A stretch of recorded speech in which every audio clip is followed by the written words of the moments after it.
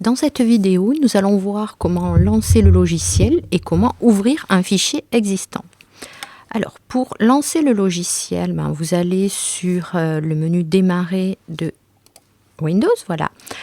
Et vous pouvez aller chercher donc à la lettre S, le logiciel. Vous avez une rubrique Sage,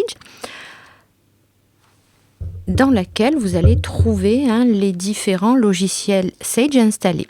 Alors, vous avez la possibilité de lancer Sage ligne 100 comptabilité avec cette commande-là. Là, vous ouvrirez le logiciel sans ouvrir de fichier comptable a priori.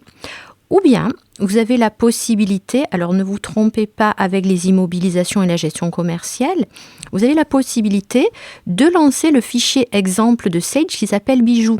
Alors ce fichier, il est intéressant. Pourquoi? Parce qu'il y a de nombreux modèles à l'intérieur, des écritures et certains paramétrages dont vous pourrez vous inspirer. Pour vous entraîner, il est très pratique d'aller ouvrir Bijou, ce que nous allons faire. Alors, lors de l'accès, donc le logiciel nous demande le mot de passe. Alors a priori, lors de la première ouverture, il n'y a pas de mot de passe, et si vous n'en avez pas paramétré auparavant, vous pouvez faire entrer. Vous lancerez le logiciel sans problème. Alors donc on est là sur le fichier exemple donc Bijou, sur l'ergonomie de Sage. Alors, je vais vous décrire un petit peu, globalement, comment se présente le logiciel, puis on rentrera petit à petit dans les détails. Alors, vous avez dans la barre de titre, le nom du logiciel, Sage 100 comptabilité i7. Si vous ouvrez les immobilisations, vous aurez Sage 100 immobilisation i7, la gestion commerciale, Sage 100 gestion commerciale i7. Vous avez ensuite le nom du fichier ouvert, donc vous notez bien que concernant un fichier Sage, on parle de fichier, il s'agit d'une base de données. Fichier qui porte l'extension en comptabilité.mae. Et enfin, le millésime, l'exercice. Là, on est sur l'exercice 2015 pour le fichier exemple Bijou. Vous avez ensuite une barre de menu. Barre de menu que l'on explorera largement ensemble durant toute cette formation. Donc là, je ne fais que vous présenter un petit peu globalement la structure du logiciel. Donc un menu fichier qui permet d'ouvrir, de fermer, de mettre en page et de faire les paramétrages les plus importants sur le dossier. Édition, qui permet de faire des copier-coller ainsi que des recherches. Alors, structure qui va nous permettre de faire le paramétrage de toutes les bases. Vous voyez, plan comptable, plan analytique, plan reporting, plan tiers, collaborateur, taux de taxe. Les paramétrages les plus importants de ce logiciel sont ici. Donc, on passera vraiment...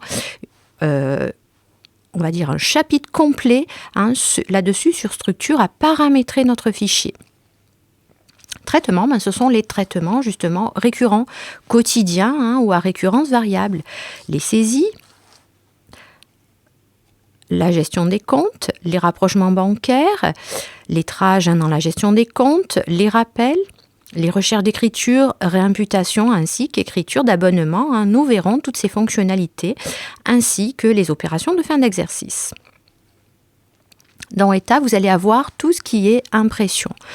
Les états classiques en comptabilité, brouillard, journal, grand livre, balance, mais vous les avez pour les comptes généraux, pour les comptes de tiers, mais également pour les comptes analytiques, dont vous pourrez faire différentes impressions. Enfin, fenêtre va vous permettre de basculer d'un exercice à l'autre, éventuellement, d'activer ou non le mode assistant, d'afficher des barres d'outils et de personnaliser un petit peu votre logiciel. N'oubliez pas l'aide.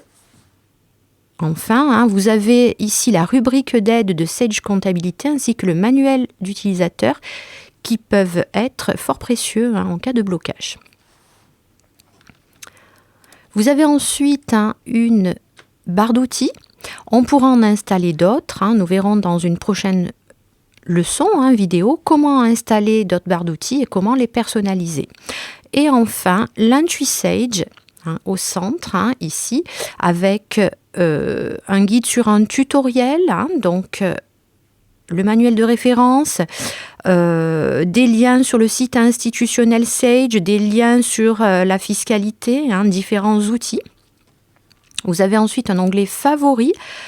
Donc là, véritablement, l'IntuiSage avec des raccourcis, différents raccourcis que l'on pourra personnaliser. Et enfin, des liens vers les services Sage.